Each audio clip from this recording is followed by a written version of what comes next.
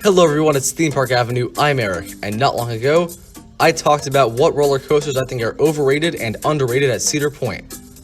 Now I'm doing the same thing for Busch Gardens Tampa.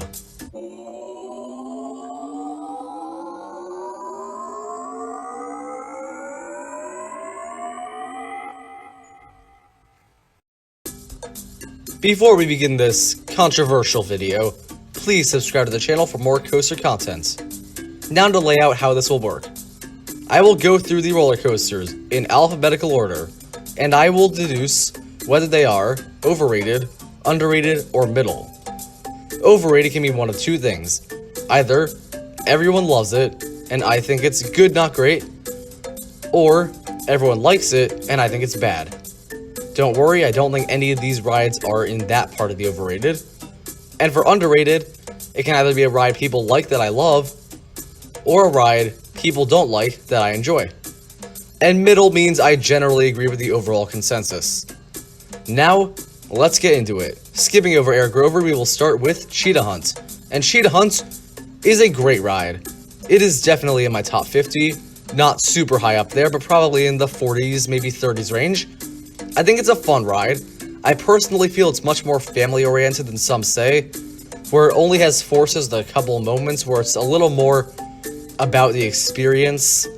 It kind of has Millennium Force vibes, but not quite the same because it doesn't have the height or the speed, really. And while it's good, I don't think it's great. Highlights would be the Windcatcher Tower. I like that a lot. I think the airtime is actually really strong in one or two moments. And then I just have to give a lot of credit, honestly, to the inversion. It's slow, but it's really good. I don't think the new breed of speed, as the ride is called, quite lives up to that speed part. And there are some people I know who love this ride and would call it number one coaster in the park. For me, pre-Iron Gwazi, it's the number 4 coaster in the park. So overall, don't hate me yet, guys. I think Cheetah Hunt's a little overrated. It's not drastically overrated, but I do think it gets more credit than it deserves. Please don't hate me and watch the rest of these, I swear it gets better. Cobra's Curse is next. This is a great spinning coaster, best I've been on hands down, and as far as family spinners, I'm sure it's one of the best. It's not Time Traveler, it's not Ride to Happiness, but it's fun. The elevator lift is interesting, and I really enjoy the theming of the ride. I find that there are certain rows that are incredibly intense on this one.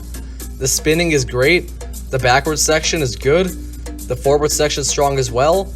It feels like a decently long ride, and it has a lot to it. It's good overall. There's really nothing wrong with it, and I think, honestly, it's underrated.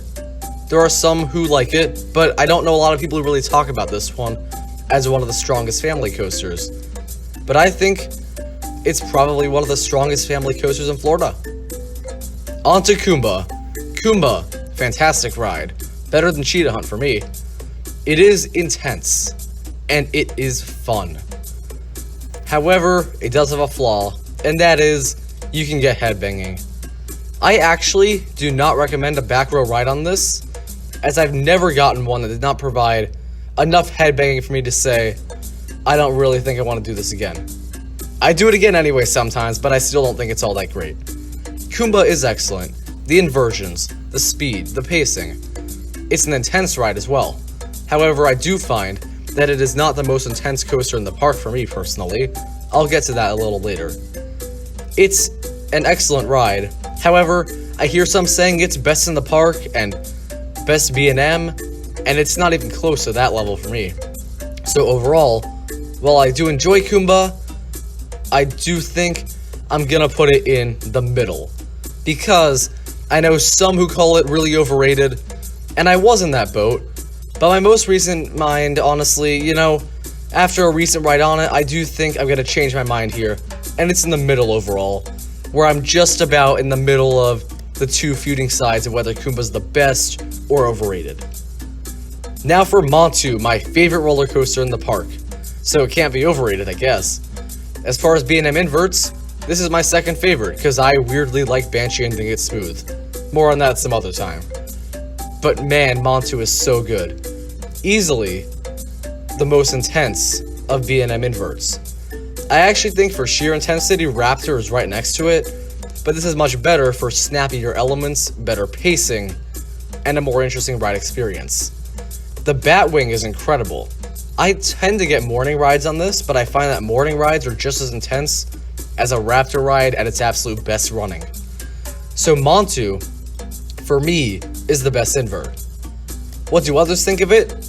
I find that most agree, some do not, and overall, Montu, because it's my second favorite invert compared to best, it's kind of tough.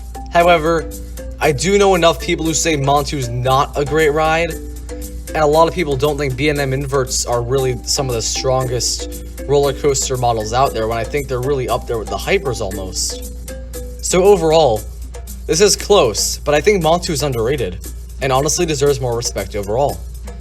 It's an excellent ride, elite hands down, and while some would definitely agree, I think there are plenty who don't, but I think they should, as Montu is really great. Not changing any opinions, but I do feel that it doesn't get quite enough credit. On to Sand Serpents. This is the Wild Mouse, and I don't want to talk about this one much. I don't like it. It's the worst Wild Mouse I've been on pretty much. Very few come close to how bad this one is, but I don't know anyone else who really likes it, so I'll go middle. Moving on. Scorpion is next, and Scorpion is very, very good. As far as Schwarzkopf's, it's the most intense I've done, hands down. I do find that it is a bit bumpy at some points. That is mainly due to its age, I believe. But it is a strong ride. As far as Schwarzkopf's, it's good, and while it is definitely in the bottom half of the park's lineup for me, I enjoy it. What do others think? I don't know a ton of people who talk about this one, but those who do hold it in about the same esteem as I would. So I will be putting Scorpion in middle. Now for Sheikra, the dive coaster. I love dive coasters. I find just as a whole they are underrated. Valraven is underrated, and Sheikra, well, Sheikra's good. I do think it is better than Valraven, but I also think most people would agree with that. For me, Sheikra is the perfect dive coaster. It is not the longest ride with the most elements, but the elements it has are massive, forceful, and just perfectly smooth and fun. I find that this is the most re-rideable attraction at Busch Gardens because it focuses more on fun than intensity such as Montu and Kumba, and I also feel it has a bit more to it than Cheetah Hunt. So it's my second favorite coaster in the park, actually, behind Montu. I think Sheikra is excellent. So overall, it's underrated.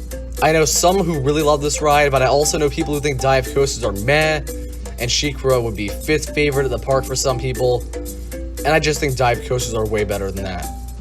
It's not as underrated as Valraven because of how bad a rap Valraven gets from some people, but Sheikra is definitely underrated. On to Tigris, the Skyrocket 2. This one, for me, in my personal opinion, I'm sorry, I don't love this ride much. I like it overall, but there are some things that I just can't get by. As I'm recording this, I actually rode this ride today. This is gonna be weeks before the video comes out, but because I have it fresh in my mind, I can say the restraints are not comfortable. And unfortunately, the slow inversion hurts a lot because of the restraints. If the restraints were not as painful, I think that would be the highlight of the ride, but it's unfortunately the low light for me. There is plenty of merit to this ride though. I love the launches. The backwards part is really good. And the first half or so of the ride gives you Wicked Twister vibes in a way, and I love Wicked Twister. That was underrated when it was open. Unfortunately, after that, I don't enjoy the elements much, and the comfort collar really does kind of take a toll on the ride. So overall, I don't love it. What do others think? I think a lot of people don't like the Skyrocket 2 comfort collars, but a lot of people actually like the rides themselves. And while I can't speak for other Skyrocket 2s, honestly, I think some people love Tigris. I've seen plenty of people rank Tigris as their favorite roller coaster in the park pre-Iron Gwazi, and I'm nowhere near that. For me, it's number 6. So overall, I'm sorry, Tigris is overrated. Now for Iron Gwazi. Just kidding, I haven't ridden that. I'm not doing that one, but it's probably going to be middle because even if I were to wait till Iron Gwazi came out, it wouldn't be for a few months until I could really deduce whether it was overrated or underrated, because the popular opinion would be it's great when it comes out, and then later it would change. It just wouldn't quite work. But that is it. And as you can see in the chart, Busch Gardens Tampa is kind of middle overall. Got some underrated, a few overrated, and a few in the middle. I do think that Busch Gardens Tampa's coaster collection, some of the things that are considered the strongest are not quite as good as some say. And for me, the best rides in the park don't get quite as much credit as they deserve. That said, Busch Gardens Tampa has an excellent ride lineup, and that will only improve with Iron Gwazi. Thank you for watching. I hope you enjoyed this video. Comment what you think about overrated and underrated coasters at Busch Gardens Tampa down below. What other parks should I use this format for? Subscribe to the channel, like the video if you enjoyed. I'll see you next time.